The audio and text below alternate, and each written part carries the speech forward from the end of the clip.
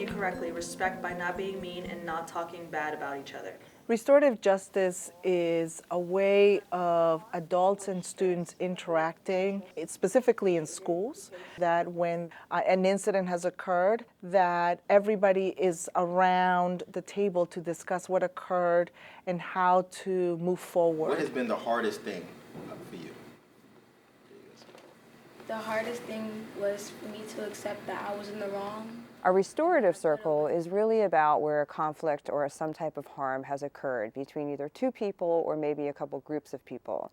So it's really about restoring and bringing peace to a situation that conflict or some type of harm has occurred. They let each of us talk about our sides of the stories and the altercation and stuff behind that, and talk about how we could solve it and stick to it, like an agreement. The whole point of having the restorative circle is that the individuals there are already aware of what happened. So we're moving past what has already happened. We're moving towards closure. I have the students come up with things that they want to bring into an agreement. They each sign it so that they have an awareness of what was said. And so if anything were to happen in the future, we know exactly what to fall back on as an agreement. Some of the major misconceptions about restorative justice is that students' wrongdoings are not being addressed. And that's actually the polar opposite, because in schools that have restorative justice practices, actually students are being held accountable and responsible for understanding what their wrongdoings did to other individuals in the building, and a way to understand how to move forward as a community. It has allowed me to problem solve better, and I'm able to communicate my feelings and situations better than as to just taking matters into my own hands.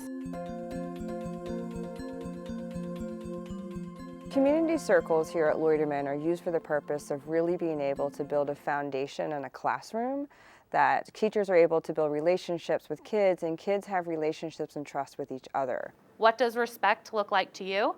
Here at Gaithersburg, we've been doing circles every week. So we get to be with different students each time, which is really nice to help us build relationships with all of our classes that we teach.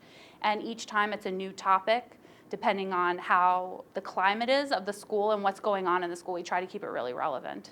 We are talking about engaging in relationship building and in a way of having our young people understand and our teachers and staff understand how in a school we treat each other and what the expectations are for our students and our staff. I feel it does change the way people feel in school. They feel more confident to speak to a new person maybe and to treat each other nicely. It makes me feel like the school actually cares about how you're feeling inside, and they care about the students and want to do the best for them.